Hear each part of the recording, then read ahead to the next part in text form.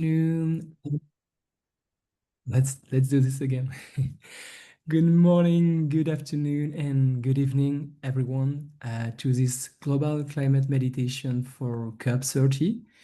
My name is Nicolas Blin. I'm the head of mindfulness at Climate Bridges, and I'm very happy. I'm delighted to welcome you from across the globe, the world.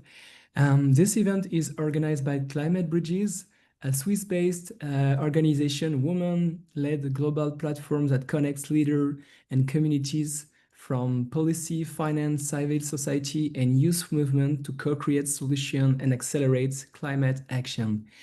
This event is also co-organized with amazing partners such as Conscious Food System Alliance of the UNDP, the Inner Green Deal, the Inner Development Goal Foundation, and Listening to the Earth and Climate Youth Resilience. All of us, we wanted to convene organizations and individuals at the eve of COP30, very important COP. And we also wanted to organize this event to answer to somehow a call from various organizations, such as the IPCC, the Club of Rome, or the IPBES, which called for inner transformation in their recent report. We do believe that mindfulness is a tremendous way to accelerate this inner-based transformation. So before we start, just one last word about the schedule of this event. The core of the event will be an Earth-related mindfulness meditation guided by Satish Kumar, the worldwide known icon and environmental and peace activist that most likely a lot of you know. And before and after this meditation, we also wanted to propose you to listen to voices of amazing speakers that and who developed a mindful approach in their daily life, in their own field of work, so as to go beyond the meditation at home and to see how we can concretely all together develop a mindful approach that generates positive outcomes both for people and the planet. And at the end of the event, hopefully, if we have time, we will propose you a Q&A so as you can raise question and you can already start raising question or suggestion into the chat. Once again, we are delighted to welcome you. Thank you very much for being with us today. And let's get started with the first speaker. She will speak 4 minutes, hopefully. Her name is Alice Buckle. She's the founder and the CEO of Climate Bridges, and she will speak about mindful climate leadership. Thank you very much. The floor is yours, Alice. Thank you so much, Nicolas, and welcome everyone. Please do write in the chat your name, your organization, and where you are today. We want to know where you're joining from, and it's beautiful to see so many different origins and feel that we're all connected to the earth, our only home. So happy to be here with my brother Nicolas and Satish, who's also a friend of Thich Nhat Hanh. I see Nicolas Legrand, Thomas Legrand, and also Charlotte Dufour. These are really, really close friends, and obviously our team members, Valérie Rosa. So great to see so many friends here and also new members of our community. We are so happy that this movement is growing. We have many people here who are climate leaders, but also mindfulness practitioners, and we believe it's really connected. And so we want to build a bridge between the inner transformation and the outer transformation. In terms of, I can tell you about my story. I don't think I would be here today still working on climate change if I didn't have the support from the Plum Village community, because it's been a long journey in the last 20 years with lots of ups and downs. And this is really the community that has been helping me to go through all these challenges. And we're so happy to see the community flourishing right now, just like beautiful flowers in the fields, just like an ecosystem. So thank you so much for joining. And I'm so grateful to all the partners who joined. And Nicola has done an amazing job building this global partnership. This is actually our DNA. We work on partnership facilitation We really believe that we need to go further by going beyond the egos and the logos and institutional boundaries and work all of us as one team on one earth, because there is an emergency, but also because when we are able to connect to our shared humanity, that's when we can really unlock transformational change for society. So I wanted to go back just for 1 minute to the Paris Agreement. How many of you were in Paris? Can you raise your hands when the Paris Agreement was agreed? So Nicolas, and I see a few people. So even if you were not in Paris at that time, I'm sure you felt that it was a very, very special moment. This was a moment when all the stars were aligned in terms of the geopolitical forces, with Dilma Rousseff in Brazil, with Barack Obama in the US, with Europe being really united. And people were very emotional, actually. You know, people were standing up, applauding. There was so much joy in the room, which happens very rarely in climate negotiations. And I think this is it was a very special moment of realization of that global consciousness that we are all of us together, and we need to go beyond these divides, the national divides, the north-south divides, even the generational divides. And so I really believe that this COP30 in Brazil will be probably as important as COP21 in Paris. We all know it's a test for climate diplomacy, which is being challenged by Trump and many others around the world. People who are kind of narrowing their mind on very nationalist, protectionist interests. And this is why all of us here, we need to be stronger. We need to be united. We need to be together to defend these values of togetherness and shared humanity. And that's also when we need to turn to people like Satish, who have the wisdom to guide us on that journey. So it's been a lot, you know, there's been so much going on since Paris. There has been the US coming in and out several times, pushback obviously from all producing countries, but also milestones. For example, COP28 in Dubai, there was a decision to transition away from fossil fuels. And actually, the last time we had such a large online summit, it was with the president of COP28, Sultan El Jaber, and we really pushed them to have a decision to transition away from fossil fuels. So we really think that magic can happen when we are able to connect like this beyond our organizations and from heart to heart. So let's see what happens in Brazil. Personally, I have a high level of trust in the Brazilian leadership.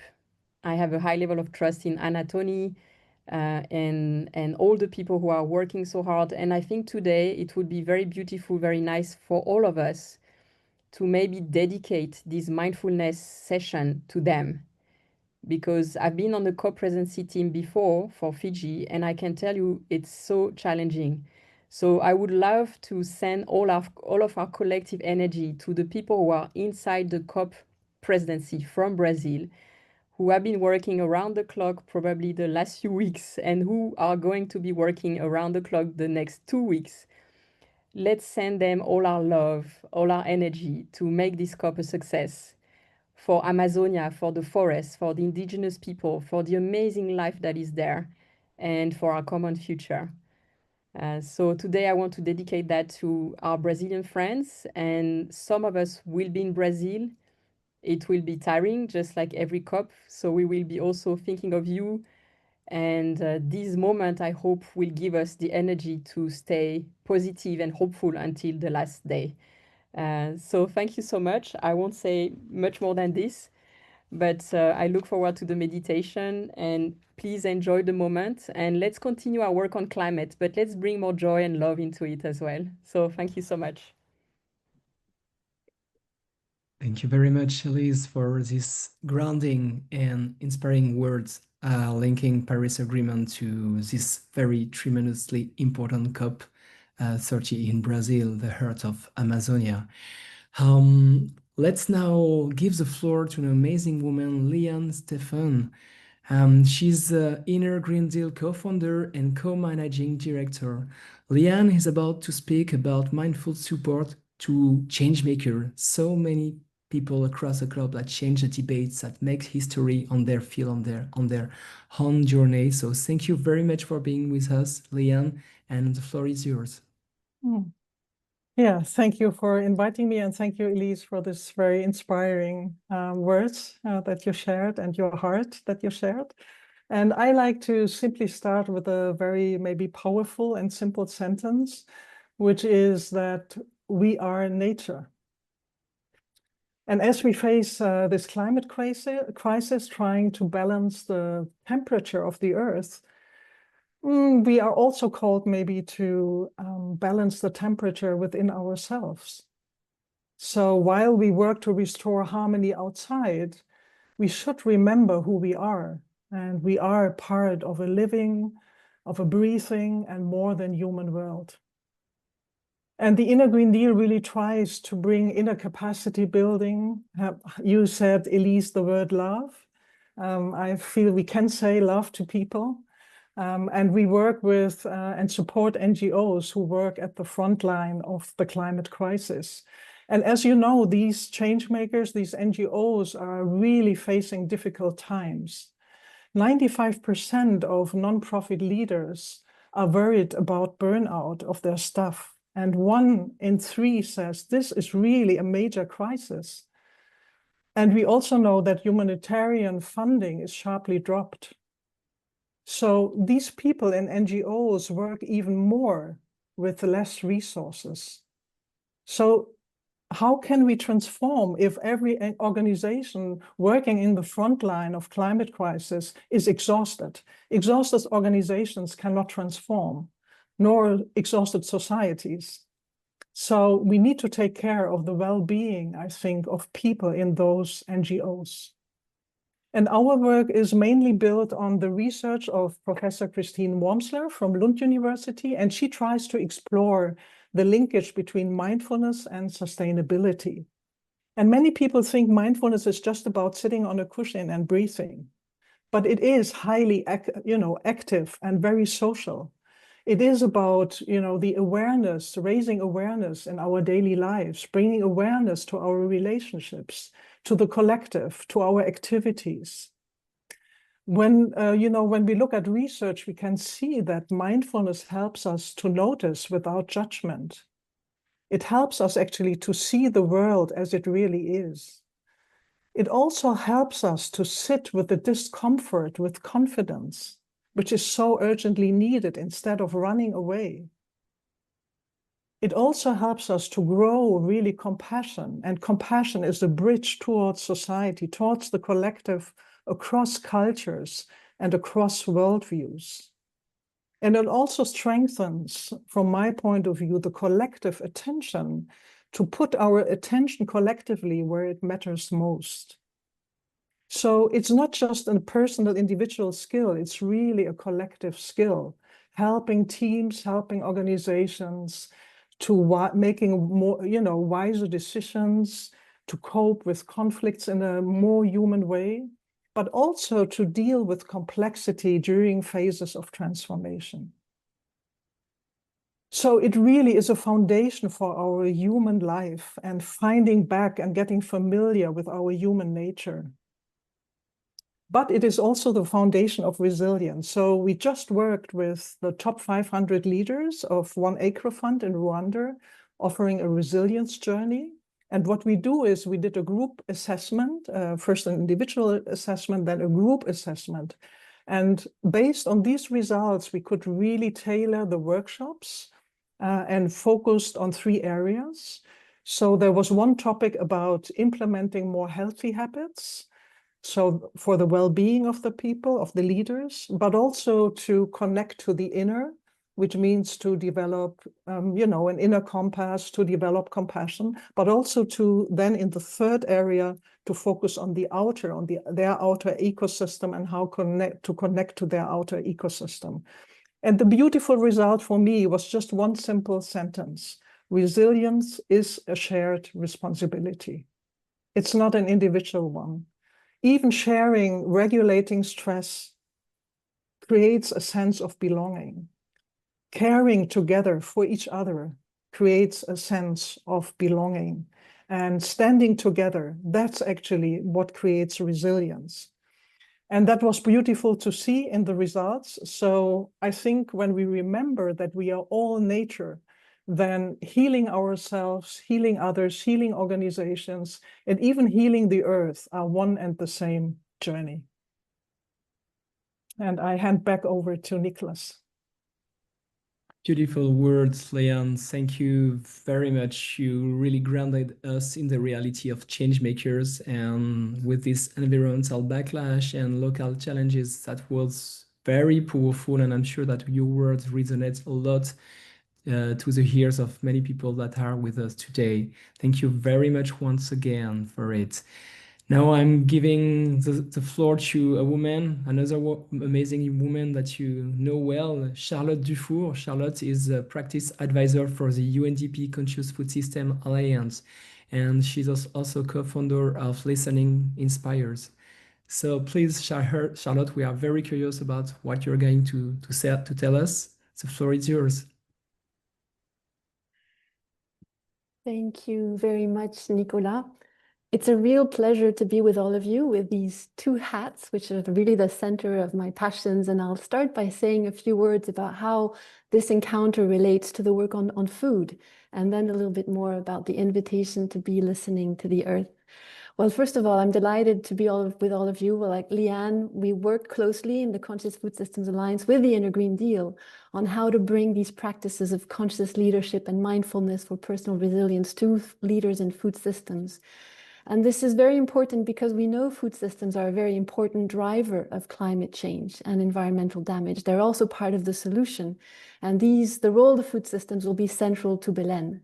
And so it's very important that we bring consciousness, we bring mindfulness, we bring heartfulness, as we all discovered last week. We were in a retreat with Satish in the UK with several of our members, and love and the heart were at the center of our exchanges.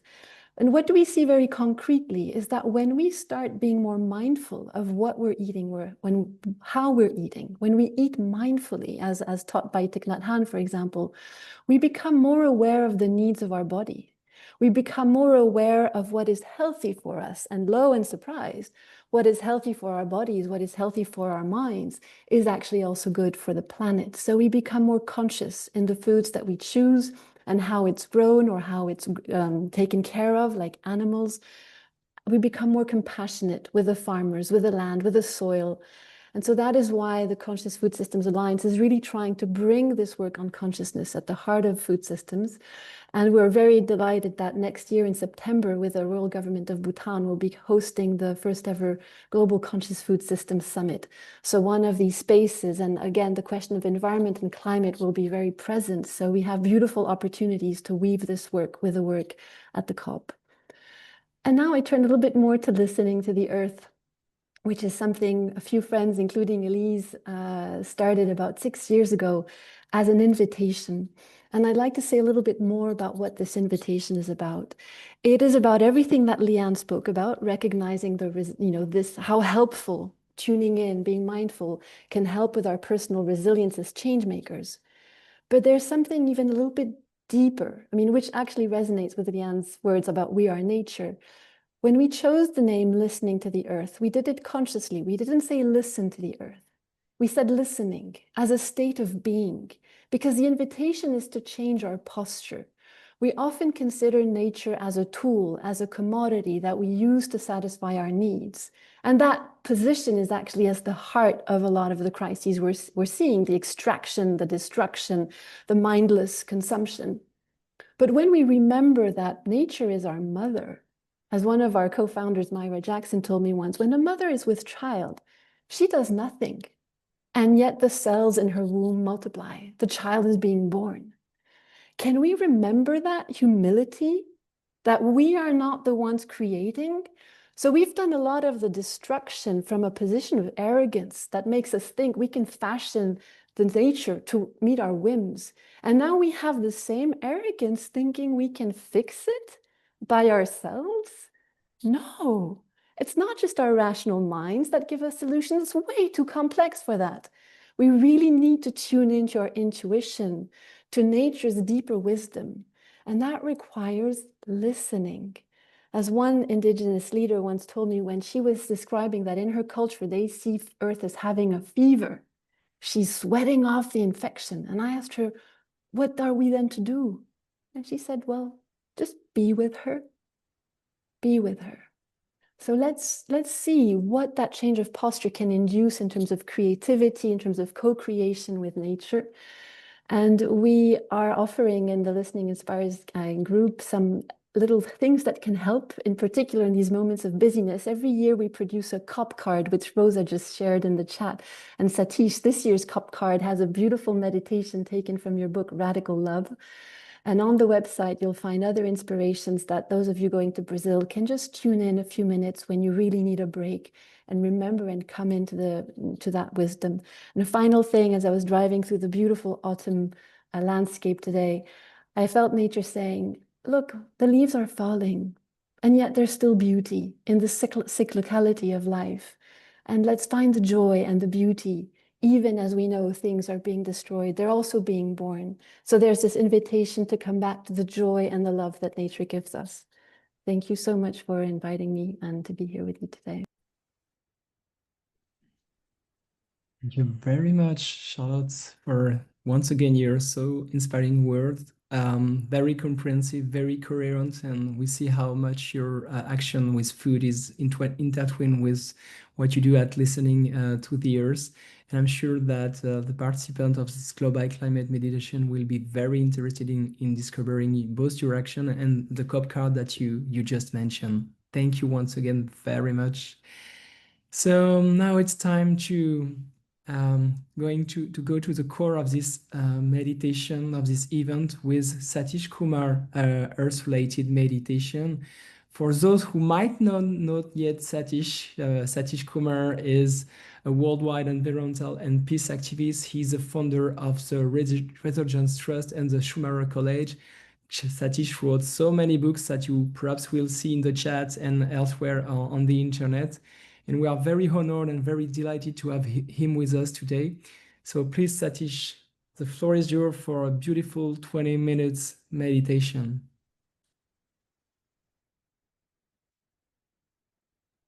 Satish, I think your mic is turned off. Perhaps you can turn it on. Thank you.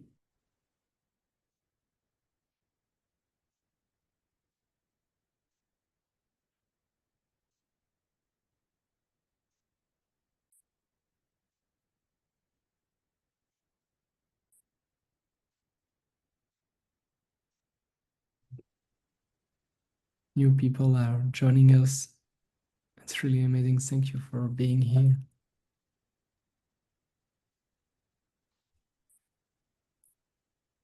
The idea of this meditation. Yeah, Elise, perhaps you want to say a word. Just to help Satish, there's a little audio sign on the left of your computer.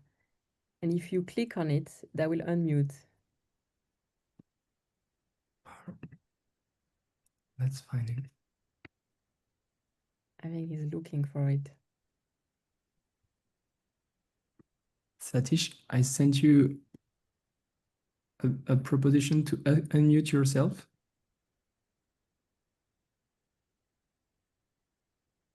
Or maybe leaving and rejoining might be helpful. Sure, you're gonna make it. Hear us?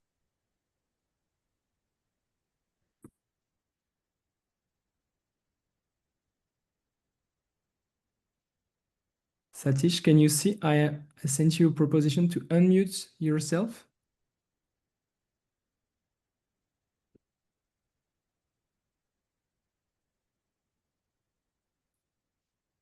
Okay. Yeah. I'm sorry, this technology. Thank you. Can you hear me? Perfectly. Yes. Okay. Please bring your right hand in front of you. Right hand represents the earth, the cosmos, the climate, the world. Left hand represents the self, ourselves. By bringing two hands together, we unite the world and the self. We unite the earth and the self. We are nature, we are climate, we are earth, we are all interrelated, interconnected. With that unity of life in our hearts, in our minds, and in our consciousness, breathe in, breathe out, smile, relax, and let go. Let go of any expectations. Let go of any fears. Let go of any separation, sense of separation from the earth. With that unity of life again, breathe in, breathe out, smile, relax, and let go. Let's now bring 4 elements in our consciousness: earth, air, fire, water. First of all, earth. We are made of the earth. Our body, human body, is humus, soil. Our food, our clothes, our houses, everything comes from soil. So may we have deep gratitude to the earth, to the land and the soil. And may we look after our earth as we are one, our Mother Earth. And may we not contaminate, spoil, pollute with any carbon emission or any other pollutants. May we keep the earth pristine and pure and sacred. With that gratitude to the earth and our responsibility to the earth, breathe in, breathe out, smile, relax, and let go. Let go of any sense of separation, any sense of ego, any sense of ownership. We are all related, from ownership to relationship. Then bring our attention to air. Air sustains life of every moment, of every living being. We are air, every moment of our life. And air sustains all life without any discrimination, without any judgment. Thank you, air. And may we take responsibility to maintain this air clean, unpolluted, uncontaminated, so that our lives and many, many future lives to come, future generations to come, can breathe fresh, good, clean air. And that way we can sustain life. So with that gratitude, our deep gratitude to the air, breathe in, breathe out, smile, relax, and let go. Then our deep gratitude to fire, sacred fire. The sun is God of fire. In our body, we have fire, which keeps us warm. Fire gives us light. And may we use fire with care, with consciousness, and with responsibility, and not misuse fire in the form of electricity, and not misuse fire, which creates pollution, waste, and creates global warming. So, with our deep gratitude and great responsibility to fire, breathe in, breathe out, smile, relax, and let go. Let go of any arrogance that we own the earth, or we own air, we own fire. We are earth, we are air, we are fire. Then bring our attention to water. Water sustains all life. And water is always pure and clean. And maybe take responsibility to keep the water clean. Maybe our rivers are maintained beautifully and clean. Maybe our oceans are maintained beautifully and clean. And maybe not put any pollution, any waste, any contamination into the river, into the water anywhere, into our lakes, into our oceans. And may water sustains life without any discrimination, without any judgment. Thank you, water, for maintaining our lives. And may we keep water, our responsibility to water, for many, many generations to come, so that future generations can enjoy clean, pure, beautiful water. With our gratitude to water, breathe in,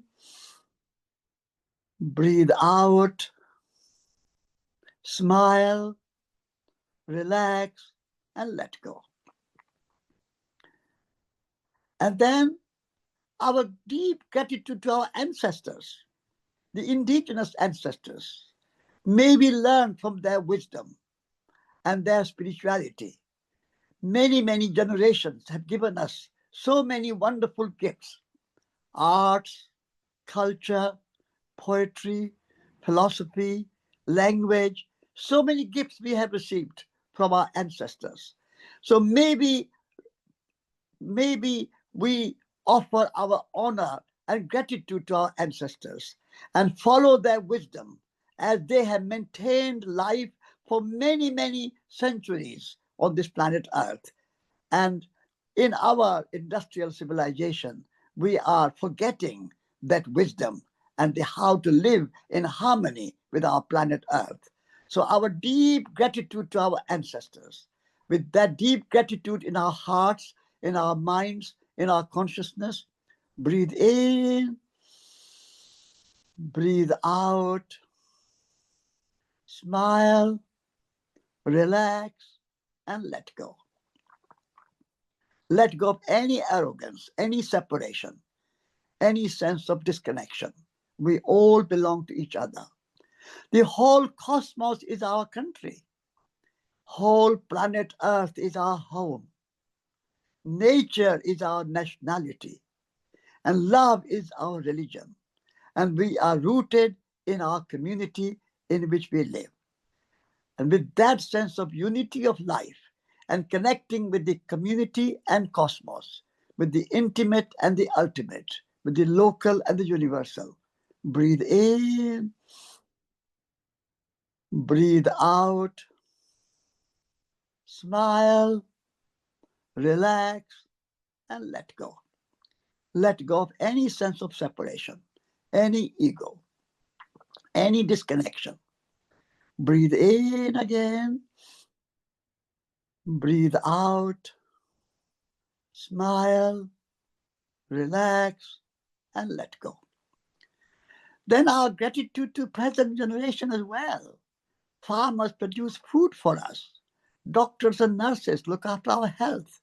Teachers teach us. Poets and musicians and singers, they all inspire us. And many, many spiritual teachers, which we have in our time. So we express our gratitude, our deep gratitude to present generation of people who make our lives beautiful, comfortable, and happy. Thank you to all present generation, and may we have this deep gratitude for them. With that in our heart and mind, breathe in, breathe out, smile, relax, and let go. Let go of any sense of separation. Let go of any ego.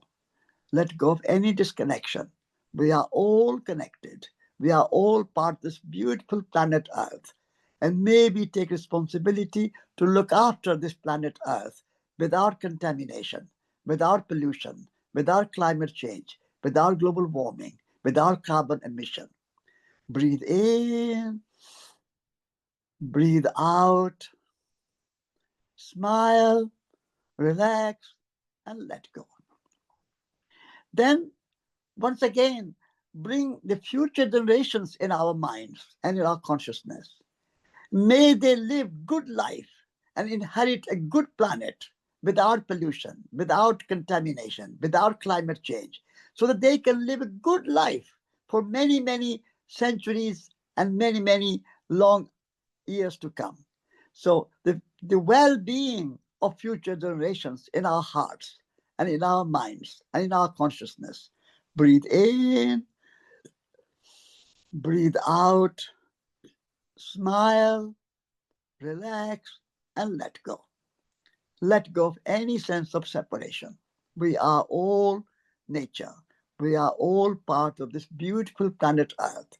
And it is our responsibility to take care of this planet and restrain our consumerism, restrain our greed, restrain our exploitation, and take care of this planet Earth. Again, lead me from death to life, from falsehood to truth. Lead me from despair to hope, from fear to trust. Lead me from hate to love, from war to peace. Let peace fill our hearts, our world, our universe. Peace, peace, peace. May there be peace within our hearts. Our inner peace is as important as peace in the world. And may there be peace with all people, whatever their nationality, whatever their religion, whatever their race, whatever their background. We are all human beings. And may there be peace with all living beings. And we love them all. Whether you are communist, capitalist, Hindu, Muslim, Christian, we are all human beings. So with that humanity in our heart, breathe in, breathe out, smile, relax, and let go. Let go again of all sense of separation. We are one. We are the earth. We are nature. We are earth, air, fire, water. We are consciousness. We are human spirit. We are soul.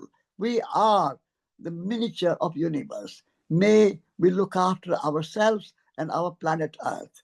With that resolve in our hearts, breathe in, breathe out, smile, relax, and let go.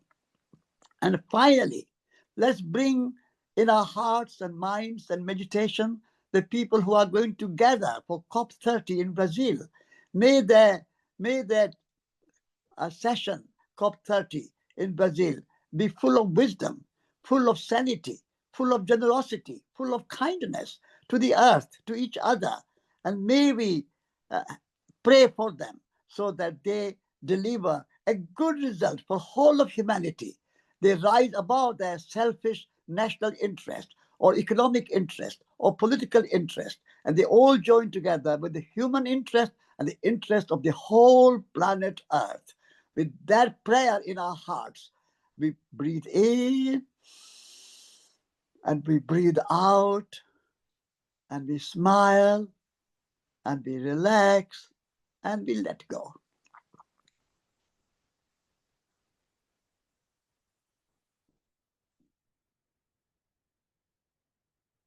Thank you for joining this meditation.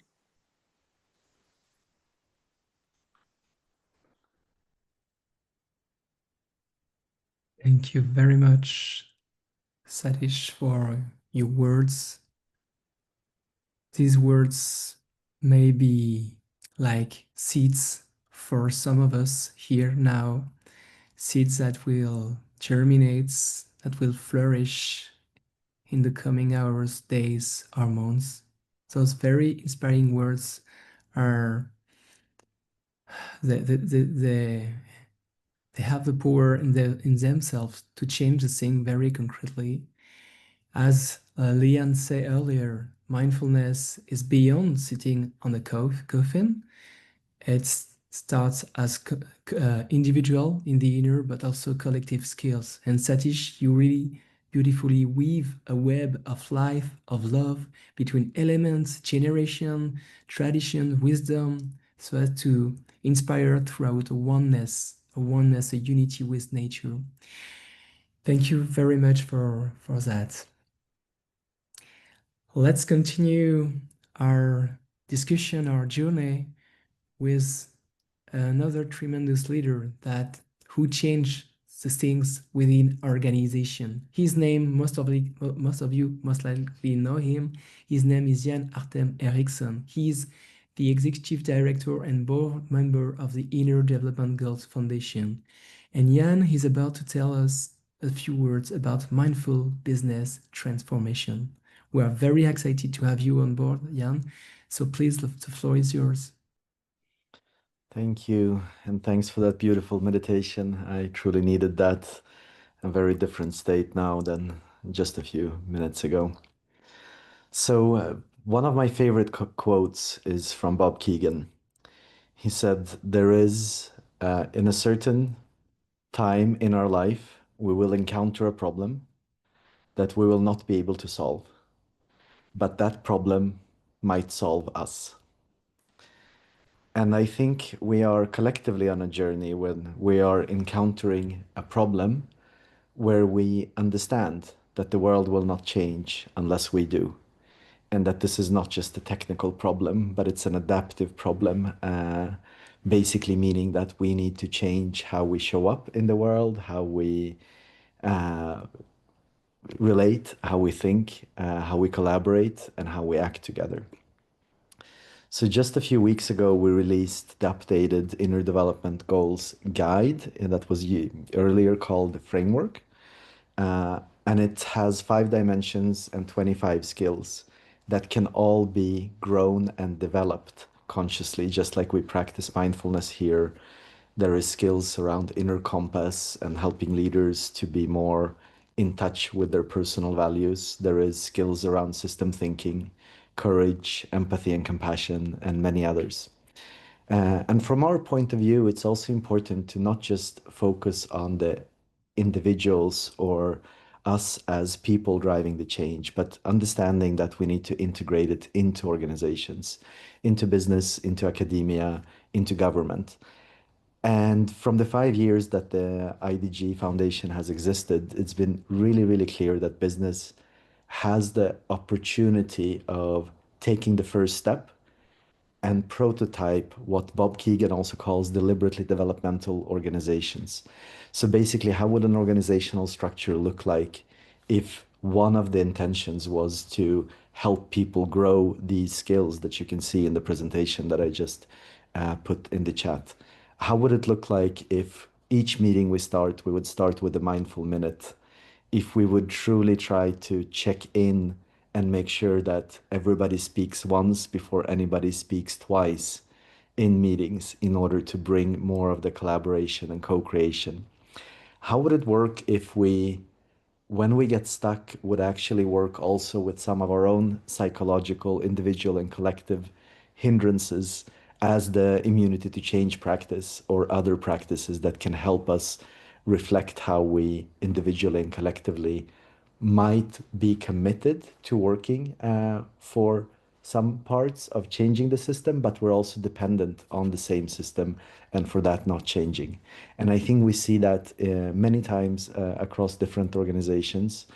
And the invitation here is just to reflect what are the skills on individual and collective levels that we need.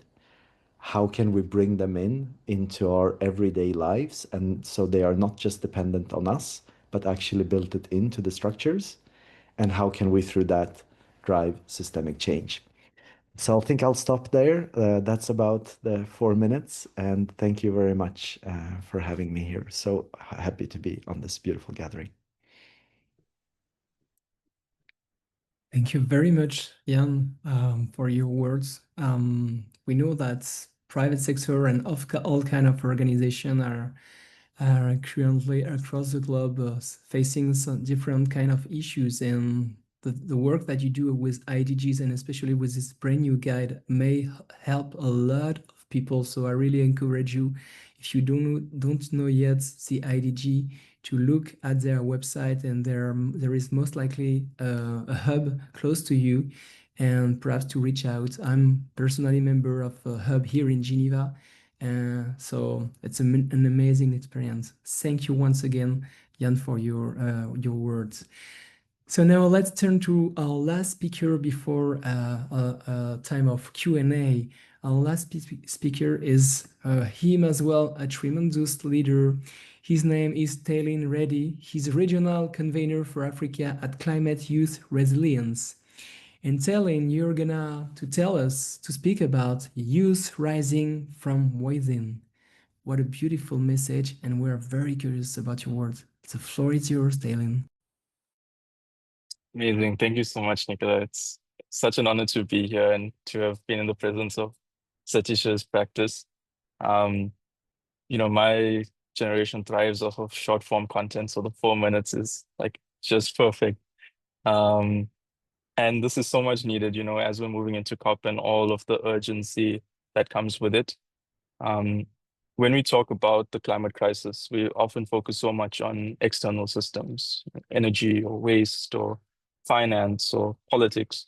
At Climate Youth Resilience, we recognize that systemic transformation must be people and justice centered and hold space for all of that, but it also begins with us and recognizing that the ways that we think and relate and lead are sometimes shaped by the same colonial and extractive logics that have brought us and the planet to this point. To create a different future, and well, we have to start by transforming the inner systems that mirror those outer ones. We believe in embodying collective leadership and collaboration and community. We don't practice an individualized form of mindfulness, but one that's rooted in shared reflection and mutual care. It's about young people grounding their activism in awareness, in compassion and creativity as well. And an example of this is through our CYR ambassadorship. Many youth across the world are living that resilience is not only about enduring crises, but about cultivating presence and learning to pause, to breathe, and to reconnect before we act. This approach moves away from the culture of burnout and urgency, and that sometimes defines our movements and the way that we move in the climate space. And it invites us to slow down, to listen deeply and act from a place of intention rather than reaction. Many young people in our communities are expressing this shift through art and using music and poetry and dance as forms of climate action. These creative expressions are acts of reclamation. They connect us and reconnect us with indigenous and cultural wisdom that understands that the environment is not a resource. It's something we need to cultivate a relationship with. They remind us that caring for the planet begins with caring for ourselves and most importantly, one another. This work is also about decolonizing the ways in which we engage within the climate movement. Often the narratives and solutions that dominate these spaces, I'm sure we see so often within the COP spaces as well, they come from outside our contexts and assume that justice and progress looks the same everywhere. But youth across the globe are showing that climate leadership can emerge from stillness, from ancestral memory, and from community. By centering mindfulness and compassion, we resist the systems that are telling us to be constantly productive and constantly performing. And at CYR, we see that resilience is not built on individual strength, but on shared grounding and building collectively the ability to hold space for both grief and hope, for both exhaustion and for renewal. We envision all young people cultivating their own inner practice and reimagining what leadership means. Leadership that listens, leadership that reflects and acts from the heart. We are learning that the most powerful climate solutions might not only be technologically and policy driven, but human and rooted in awareness and empathy and connection. If we are to build a just and regenerative world, we must begin with the inner work that allows us to sustain it and reconnect with each other through community. This is the essence of the work we do at Climate Youth Resilience. And as we move as young people through the climate space, creating the space for young people to transform themselves and through that to transform the systems around us. And maybe with that, just sharing an invitation to all of us to embrace the pause within all of the work that we do. And as we move through this movement for climate and social justice. Thank you. And I'll hand it back to you, Nicola. Thank you very much, Tellen, for your really inspiring words. We wanted to have you as the last speaker because you are opening as a young, you represent youth, and you are opening such a window for all climate leadership. As you said, climate resilience comes from the inner. You want to reimagine what leadership means, and it comes from the earth. So as to seeds, to sow seeds of hope and new renewal based on indigenous wisdom. This is so inspiring. So thank you once again, Tellen, for being with us. And when I hear all the voices of you, our leaders present today now, I really feel that you are moving forward with a stillness. But as one of the participants here today, his name is Jean-Denis Borel. He's based in Lausanne. He's a mindfulness instructor. And he used to say that actually the real meditation room is not the room itself, but it's the streets, it's our company, it's negotiation rooms, and so on. So the real meditation room is elsewhere. And that's what all of you are doing in your fields, in your industry. So thank you very much for it. Do we have one or two questions before closing this event in the chat, perhaps?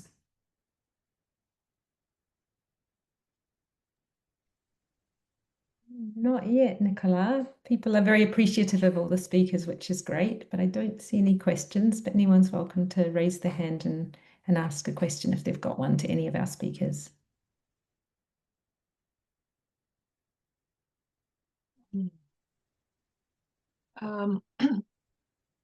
Is the Inner Development Goal organization not collaborating together with the economy of the common good?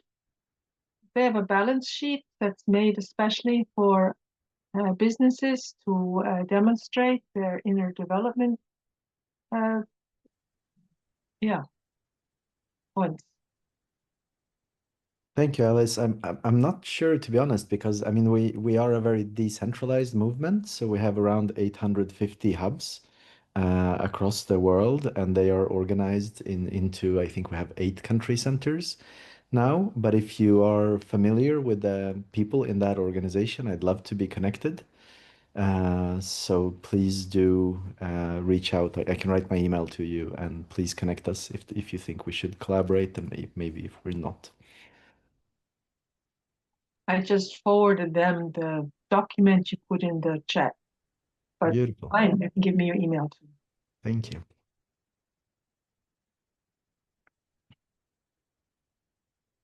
Any other question, perhaps? Maybe if I can come in, Nicola, just with an invitation. I was moved, so I can't remember if I said this already, but not to underestimate the power of collective intention when minds gather. And so really for all of us to not just do this today, but every day in the coming weeks in support of the COP. I was reminded hearing Jan that, and listen to the earth. Some years we were very ambitious and we had a new guided meditation every day for these days of the COPs. We haven't been able to do it this year, but we have a whole collection that I shared in the chat, but we'll also share in the follow-up email. But really, let's hold the intention. It's not in 20 minutes that it works. It's in a daily concentration of sending love and support, and it can really make the change. There's proof that when a significant amount of people prayed for peace in some areas, crime rates went down at that time. So it is invisible, but it's powerful. Thank you. Charlotte, you are right. Can I add to what you just said, everyday meditation? is also what we say in Buddhist language and in Hindi language, Hindu language, Sangha, which is a community. Wherever you are, get a few friends together and maybe 5, 10, 15, whatever number, and meet in different locations, different people's homes, and maybe meet once a week or once a fortnight or once a month, whatever is convenient for you, and meditate together and share some cup of tea together and discuss. Because the unity together, one individual meditation is good, but when you once in a while you come together and form a group, that's even more powerful. So I would like you to recommend you to formulate a small sangha, a small community of meditators and activists and ecologists and the people who are working in this field together. That'd be wonderful.